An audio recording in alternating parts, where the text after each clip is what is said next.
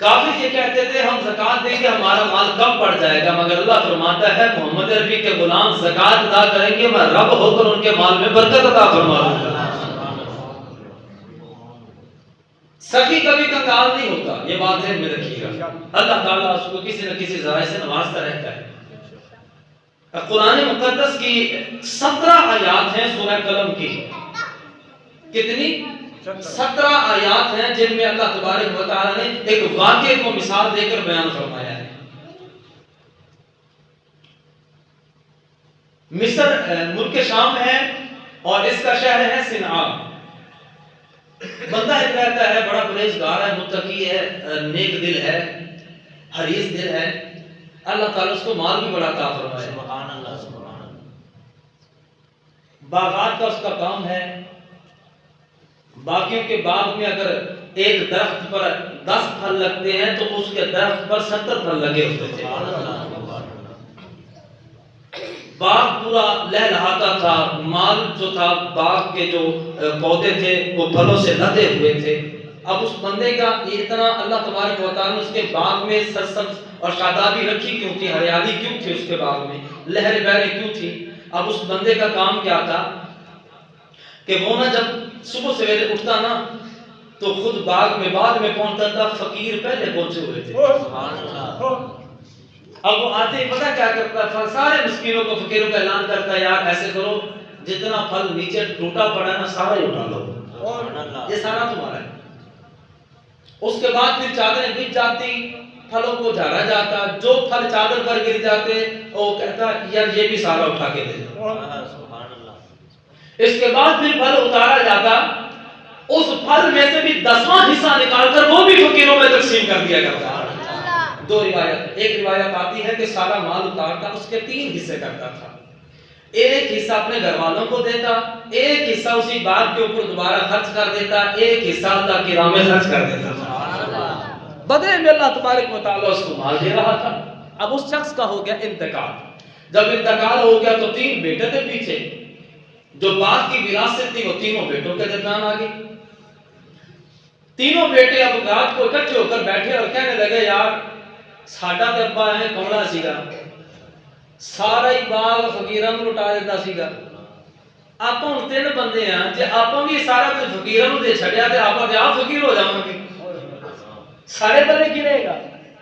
اب کیا کرے بھی، بابے نے تو ہلائے ہوئے نے فقیر سارے، انہوں تو پتہ لگتا بھی اے دن جناب ایس دن انہوں نے پھل توڑنا ہے، اے موسم آ گئے تو پہلے پہنچے ہوندے نے، بچتے آپ سکتے نہیں ہونا کہ بچ جاواں گے، کیویں بچاں گے؟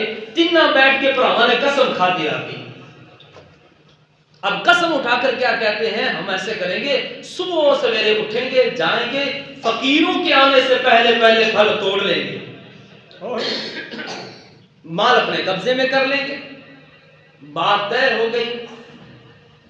قرآن مقدس اس کو بیان فرماتا ہے، ارشاد فرمایا بسم اللہ الرحمن الرحیم انا بلوناہم کما بلونا اصحاب الجنہ اذ اقسموا لیصرمنها مصبحین ولا یستثنون۔ ان کی اس طرح آزمائش کی جس طرح ہم نے باغ والوں کی آزمائش کی تھی، جب انہوں نے قسم کھائی کہ وہ ضرور صبح کو اس کے پھل توڑیں گے، کاٹیں گے، ولا یستثنون، اور انہوں نے انشاءاللہ نہیں کہا، قسمہ کھا لیا پر انشاءاللہ نہ کیا، بھی سویرے جا کے پھل توڑا گیا۔ اب اللہ تو اللہ ہے نا، رات کو مشورہ کر کے نہ سو گئے، ماوے خواب ہوئے، اللہ تبارک و تعالیٰ کی غیرت جلالی جوش میں آئی، رب ذوالجلال نے کیا کیا، فطاف علیہا طائف من ربک وہم نائمون، پھر جب وہ سو گئے نا فاصبحت کالصریم، پھر رات کو نا ایک آگ والی ہوا چلی جس کے اندر آگ کے گولے تھے، سارا باغ جل کر رات ہو گیا، خاک ہو گیا۔ اب صبح سویرے ایک بھائی اٹھا، اس نے باقی کو اٹھایا، بھی جلدی اٹھو اس سے پہلے فقیر پہنچے، اگر چاہتے ہو کہ مال سارا قبضے میں آ جائے تو دن چڑھنے سے پہلے ہم باغ میں چلے جائیں، کتار بنا کر جا رہے ہیں، چپ کے باتیں کر رہے ہیں، کہیں سن نہ لے کوئی۔ ایک کہنے لگا تمہاری ڈیوٹی دروازے پر ہے، کسی فقیر کو اندر نہیں آنے دینا، کوئی بھی مسکین آج باغ میں داخل نہ ہونے پائے۔ جب باغ کے قریب پہنچے نا تو یوں کر کے آنکھیں ملنے لگے کہ شاید ہمیں دھوکا ہو گیا ہے، ہم کسی اور کے باغ میں آ گئی ہیں۔ جب دیکھا رات چھوڑ کر گئے تھے تو سارا باغ پھلوں سے لدا ہوا تھا، اب سارے کا سارے خاک بنا پڑا ہے۔ ایک کہنے لگا لگتا ہے ہم بھول گئے ہیں، دوسرے نے کہا نہیں بھولے نہیں ہیں، تم اس کو بھول گئے تھے۔ وَلَا يَسْتَثْنُونَ، تم نے انشاءاللہ نہیں کہا، اللہ کی پاکی کو بیان نہیں فرمایا۔ تو جب در و دیوار کو دیکھا تسلی ہوگی کہ باغ ہمارا، یہ تو سر پکڑ کر بیٹھ گئے اور پچھتانے لگے کہ کاش ہم نے غریبوں کی حق تلفی نہ کی ہوتی، ہم نے یتیموں کا مال نہ کھایا ہوتا۔ یاد رکھیں اگر آپ اپنے ہاتھ سے دیں گے تو اللہ ثواب عطا فرمائے گا، ورنہ وہ لینا جانتا ہے۔ ہر چیز پر زکوٰۃ ہے۔ کنوں کھائیں کبھی؟ چلو صبح لے کر کھا لیجیے گا۔ اوے ہاں نہ تو جواب دے دیا کرو۔ ہن کہڑا تسی روزے نال بیٹھے جی میں گل نہیں کیتی تہاڈا روزہ ٹوٹ جائے گا۔ کھاتے ہیں نا جی؟ کوئی ہے ایسا بندہ جو چھلکے سمیت ہی کھا جائے؟ چھلکا اتارتے ہیں گدا نکال کر کھاتے ہیں، بادام کو توڑتے ہیں چھلکا اتارتے ہیں گدا نکال کر کھاتے ہیں، گندم کتنی بجائی کرتے ہیں اس کو بھی ہمیں جھاڑنا پڑتا ہے، توڑی الگ کرتے ہیں۔ جانوروں کا راشن اللہ الگ نکالتا ہے، انسانوں کے لیے الگ نکالتا ہے، سارا مال نہیں کھائے۔ یہ جو چھلکا اتارتے ہیں نا یہ مال کا صدقہ ہوتا ہے، چھلکا اتار کر آپ پھینک دیتے ہیں، جانور کے منہ میں چلا جاتا ہے، مخلوق تو وہ بھی خدا کی ہے، اللہ نے اس کو بھی تو پالنا ہے نا، تمہارا تو فقط ایک ذریعہ بنایا ہے نا، کھا کے دکھاؤ کا سارا، یا ڈاکٹروں کی لائن سے نہ لا کے کھڑے ہو جاؤ گے۔ نکالتا ہے نا اللہ تبارک و تعالیٰ اپنی قدرت سے ہر چیز کے اوپر سے۔ یہ جو ہم زکوٰۃ پیسہ نصاب زکوٰۃ نکالتے ہیں نا یہ وہ مال ہوتا ہے جو اس مال کو سارے کو پاک کر دیتا ہے، اور زکوٰۃ فرض اسی لیے کی گئی ہے تاکہ تمہارا مال پاک ہو جائے۔ اور پاکی کیسے اللہ تبارک و تعالیٰ دیتا ہے؟ کافر کہتے تھے لو جی یہ کیسے ہو سکتا ہے، بندہ 100 چو 2.5 روپیہ کٹے، 1000 وچوں بندہ 250 کٹے، لاکھ وچوں بندہ 2500 کٹے، مال تے کٹ جاندا ہے۔ فرمایا بدبختو تمہاری نظر میں کم ہوتا ہے، میں رب یہ چاہتا ہوں مثل الذین ينفقون اموالهم فی سبیل اللہ کمثل حبۃ انبتت 7 سنابل۔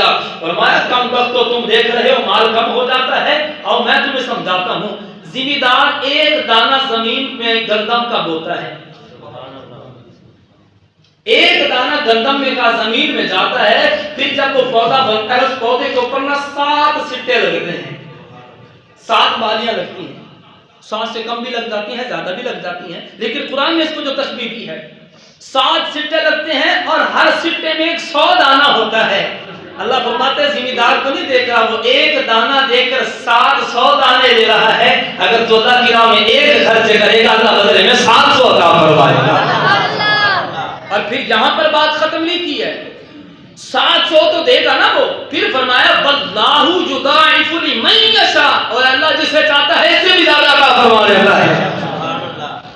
جب اللہ ایک ذمہ دار کے دانے کی قیمت اس کو 700 عطا فرماتا ہے تو اندازہ کر لے جو مال بندہ اللہ کی راہ میں خرچ کرتا ہوگا اللہ بدلے میں اسے کتنا عطا فرماتا ہوگا۔ تو جس بندے کے ذہن میں یہ خیال ہو نا کہ میں اگر پیسہ خرچ کروں گا اللہ کی راہ میں کسی غریب کو مسکین کو یتیم کو دے دوں گا تو میرا مال کم پڑ جائے گا، تو یہ اس کی سوچ ہے۔ اللہ فرماتا ہے مال دینا تیرا کام ہے، اس میں برکت ڈالنا میں رب ذوالجلال کا کام ہے۔ مال کثرت سے پورا نہیں ہوتا، مال برکت سے پورا ہوتا ہے۔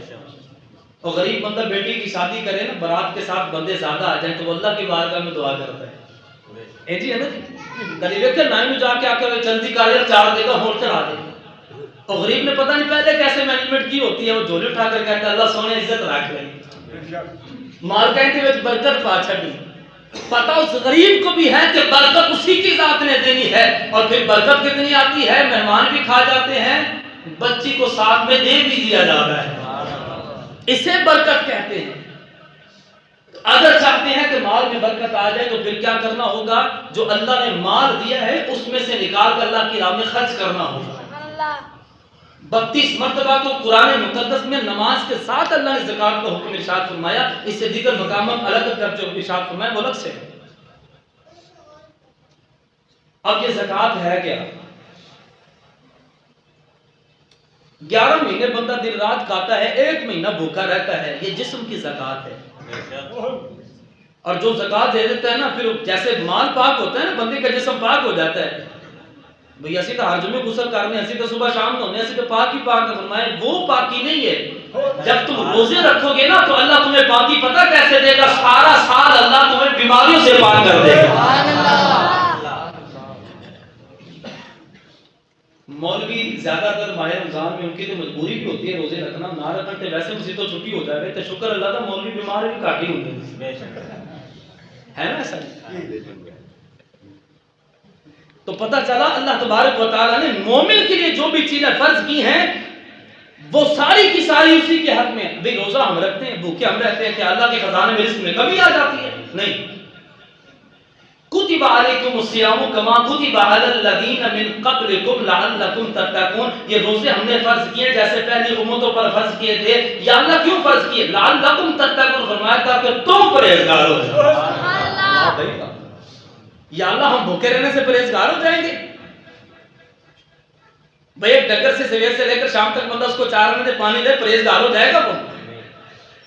پتہ چلا خالی بھوکے رہنے سے پرہیزگاری نہیں ملے گی۔ یہ منہ کا بند رکھنا، کھانا پینا بند کرنا، اپنے نفس کی مخالفت کرنا، یہ بتلاتا ہے ہر کام میں جب اللہ تبارک و تعالیٰ کی فرما برداری بندہ کرتا ہے نا، پھر رب ذوالجلال بندے کو مرتبہ اور مقام یہ دے دیتا ہے، خدا بندے سے خود پوچھے بتا دے ہی رضا کیا ہے۔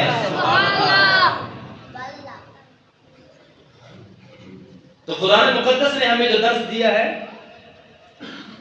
صدقہ اور خیرات، وَأَقِیمُوا الصَّلَاةَ وَآتُوا الزَّکَاةَ، نماز بھی قائم کرنی ہے، زکوٰۃ بھی ادا کرنی ہے۔ اب وہ بندہ جو زکوٰۃ نہیں دیتا، 5 وقت کی نماز پڑھتا ہے، اس کو قرآن کی پوری آیت پڑھنی چاہیے۔ اللہ نے جہاں نماز کا حکم دیا ہے وہاں زکوٰۃ کا بھی حکم دیا ہے۔ زکوٰۃ ادا کریں گے نا جی انشاءاللہ۔ جن کو اللہ نے صاحب نصاب کیا ہے وہ انشاءاللہ کہیں، جن کو نہیں کیا وہ بھی انشاءاللہ کہیں۔ صحابہ کرام اللہ کی بارگاہ سے دولت نہیں مانگا کرتے تھے، وہ دعا کیا کرتے تھے، یا اللہ ہمیں صاحب نصاب کر تاکہ ہم بھی زکوٰۃ دیا کریں۔ سبحان اللہ، ہے نا؟ اللہ سے مانگنے کا بھی طریقہ ہونا چاہیے، سلیقہ ہونا چاہیے۔ حضرت علی پاک رضی اللہ تعالیٰ فرماتے ہیں جو ہاتھ یوں رہتا ہے نا وہ کبھی یوں نہیں ہوتا۔ یوں سے مراد جو لوگوں کو تقسیم کرتا رہتا ہے اللہ کی راہ میں خیرات، وہ کبھی کسی کے سامنے ہاتھ نہیں پھیلاتا۔ اچھا قرآن مقدس نے ایک مقام پر یہ ارشاد فرمایا ہے کہ میں بندے کو جب رزق دیتا ہوں نا اس کو اجر دیتا ہوں، تو اس کی جتنی وہ نیکی کرتا ہے نا اس کے مطابق میں اس کو اجر عطا فرما دیتا ہوں، جتنی بھی بندہ نیکی کرتا ہے۔ ایک مقام پر یہ ارشاد فرمایا کہ میں اس کو نا ایک نیکی کے بدلے 7 نیکیاں عطا فرما دیتا ہوں، 700 نیکی بھی دے دیتا ہوں۔ یہ قرآن مقدس کا مزاج ہے۔ اور ایک مقام پر یہ بھی ارشاد فرمایا کہ انما یوفی الصابرون اجرهم بغیر حساب، میں جسے چاہتا ہوں بے حساب اجر عطا فرماتا ہوں، اور کسے بے حساب عطا فرماتا ہوں؟ اس بندے کو جو صبر کرتا ہے۔ نماز پڑھتے ہیں جتنا نماز کا درجہ ہے اتنی نیکیاں ملتی ہیں، زکوٰۃ ادا کرتے ہیں جتنا اس کا درجہ ہے اتنی نیکیاں ملتی ہیں، حج کرتے ہیں جتنا اس کا درجہ ہے اتنی اس کی نیکیاں ملتی ہیں، مگر جب بندہ صبر کرتا ہے اللہ فرماتا ہے بغیر حساب کے عطا فرما دیتا ہے۔ اب یہ 3 چیزیں اللہ تبارک و تعالیٰ نے کیوں، یہ معیار کیوں رکھا ہے؟ فرمایا یہ معیار تمہاری نیت پر ہے۔ اگر میری راہ میں گن گن کر دو گے تو پھر میں بھی گن گن کر دوں گا، اگر میری راہ میں بغیر حساب کے دو گے تو پھر میں اللہ ہوں تم سے بڑھ کر ہوں، تو مخلوق ہے میں خالق ہوں، تو مخلوق کو کر میرے ساتھ حساب نہیں کرنا، میں خالق کو کر میرے ساتھ کیا ہے۔ اللہ تبارک و تعالیٰ کی راہ میں جب خرچ کیا کریں تو دل کھول کر دیا، لوگوں کو دکھلانے کے لیے نہیں بلکہ اسے راضی کرنے کے لیے۔ مالک بڑا بے نیاز ہے، جب لینے پر آتا ہے نا تو کسی نہ کسی ذریعے سے لے لیتا ہے۔ دیکھا نا کیسے مثال کو بیان فرمایا قرآن مقدس نے۔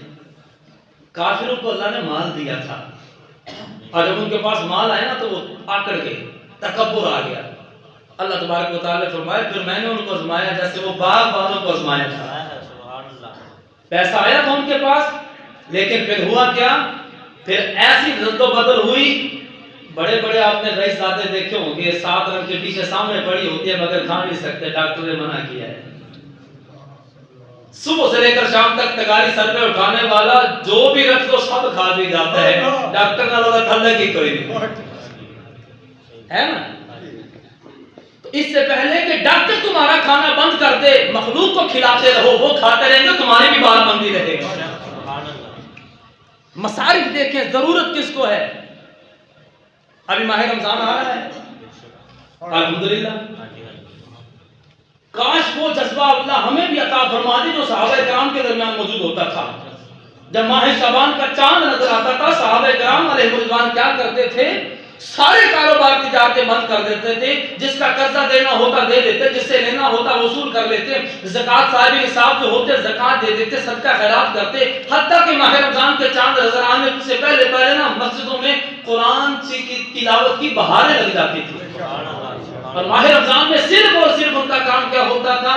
یا رب کی باتیں ہوتی تھی یا رب کے یار کی باتیں ہوتی تھی۔ ہمارے بھی مسلمان تیاری میں ہے ماشاءاللہ، رمضان کا چاند نظر آ رہا ہے، بڑے اسٹاک میں کھجور اسٹاک کر لی ہوگی، رمضان کی تیاری ہے۔ چینی والا چینی اسٹاک کر رہا ہے، گندم والا گندم اسٹاک کر رہا ہے، کپڑے والا کپڑا اسٹاک کر رہا ہے، جوتے والا جوتا اسٹاک کر رہا ہے۔ 11 مہینے ہم کما کما کے تھکتے نہیں تھکتے یار، اگر ایک ماہ رمضان ہم نہ کمائیں تو کیا ہو جائے گا؟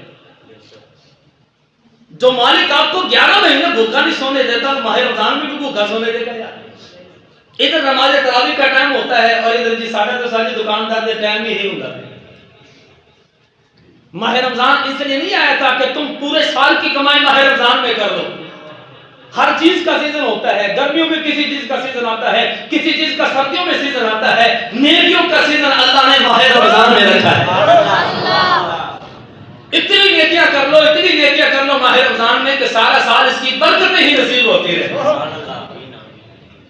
جو کریانے والا ہے اس کو چاہیے کہ جہاں 1 روپیہ کما رہا ہے وہاں 20 پیسے کما لے، تاکہ غریب کے گھر چینی آسانی سے چلے جائے۔ آپ کو نہیں خبر، بڑے لوگ بیچارے اس کے راشن کی وجہ سے روزے نہیں رکھ پاتے۔ اور آپ کو پتہ ہے کہ اللہ تبارک و تعالیٰ کی ذات جب کسی کو عطا کرتی ہے، اور پھر یہ جو حاتم طائی کا اپنے مشہور قصہ سنا ہوگا، بڑا سخی تھا لیکن مرا کافر تھا، مسلمان نہیں تھا نا۔ اس کے محل کے 7 دروازے تھے، ہر دروازے سے فقیر آ کر سوال کرتا تھا اور ہر دروازے سے اسے دیتا تھا، خالی نہیں لوٹاتا تھا، 7 دروازوں سے خیرات دیتا تھا۔ مرنے کے بعد نا کسی نے اس کو خواب میں دیکھا، بیٹھا دوزخ میں ہے لیکن تخت پر بیٹھا ہے۔ اب سبحان اللہ نہیں یہاں پر کہنی، سبحان اللہ نہیں کہنی، میں نے منع کر دیا تھا۔ بیٹھا دوزخ میں ہے، تخت لگا ہوا ہے۔ خواب میں دیکھنے والے نے بڑے تعجب سے پوچھا، بھی ہے بھی دوزخ دے وچ لگیا بھی تخت ہویا تے خیر تے ہے؟ اب اس نے کیا جواب دیا؟ دوزخ اس لیے آیا ہوں کیونکہ میں مرا مسلمان نہیں تھا، میرے کفر نے مجھے دوزخ میں لا کر کھڑا کیا، اور یہ جو تخت لگا ہوا ہے نا یہ اس لیے لگا تھا کہ میں دنیا میں بڑا سخاوت کرتا تھا۔ اچھا کافر ہو کے سخاوت کرے اللہ ان تخت پہ بٹھا دیتا ہے، تے جب بندہ مومن ہوئے تو محمد عربی کا غلام ہوئے تے نبی دی امت پہ خرچ کرے، پھر کیا میرا کی خیال ہے اللہ جنت میں تک ان کا عطا فرمائے گا۔ اور میں بڑے ادب کے ساتھ مؤدبانہ عرض کروں گا، یہ صدقہ اور خیرات بھی کیا کریں تو اپنے ذاتی مال سے کیا کریں، غریبوں کا خون نچوڑ کرنا کیا کریں۔ اور 200 روپے کی کھجور 5 کلو 500 روپے کے صحابہ نے بیچ کے تے پورا مہینہ ساری افطاری تے دسترخوان نام نالوں بہتر ہے کہ تم کو جڑی 200 بیچی نا 150 بیچدا رہے، دسترخوان نہ لگے تو بلے بلے نہیں ہونی۔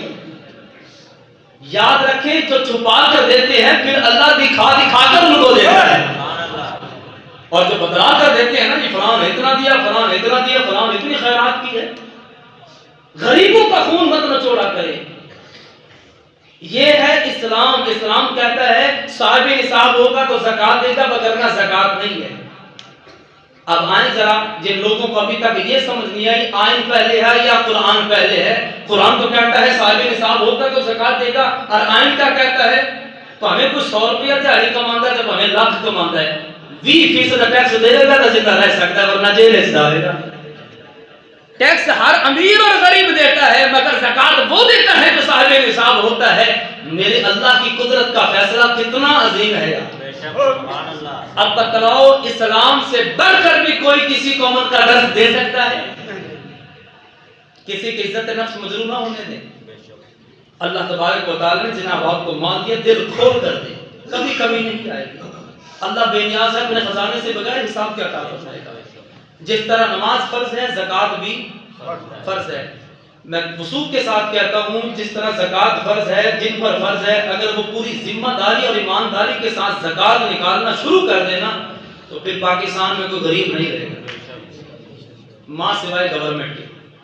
یہ تو امیر ہو ہی نہیں سکتی نا، یہ تو غریب ہے. تو کوشش کریں اللہ تعالیٰ نے جن کو مال عطا فرمایا ہے وہ زکوٰۃ لازمی ادا کیا کرے تاکہ مال پاک ہو جائے. اب انشاءاللہ آئندہ جو اگلا جمعہ المبارک آئے گا نا، ماہ رمضان کا پہلا جمعہ المبارک ہوگا، جس طرح نماز فرض ہے اور اس کے مسائل سیکھنا فرض ہے، اسی طرح زکوٰۃ فرض ہے، اس کے مسائل سیکھنا بھی فرض ہے. کس بندے پر فرض ہے، کس پر نہیں ہے، کس کو دینی ہے، کس کو نہیں دینی.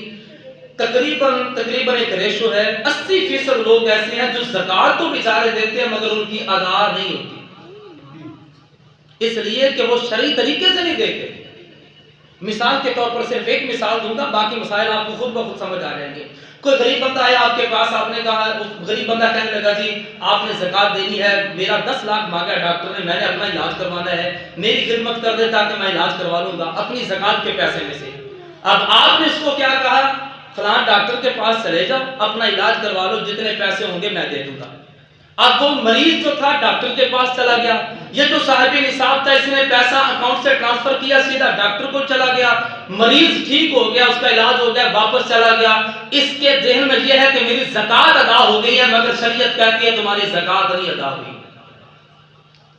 اس لیے کہ فزیکل یہ ڈیمانڈ ہے زکوٰۃ ادا کرنے کی. شرط ہے یہ کہ جو زکوٰۃ کا پیسہ ہے، جو اس کا حقدار ہے، جب تک اس کے ہاتھ میں نہیں جائے گا زکوٰۃ ادا نہیں ہوگی.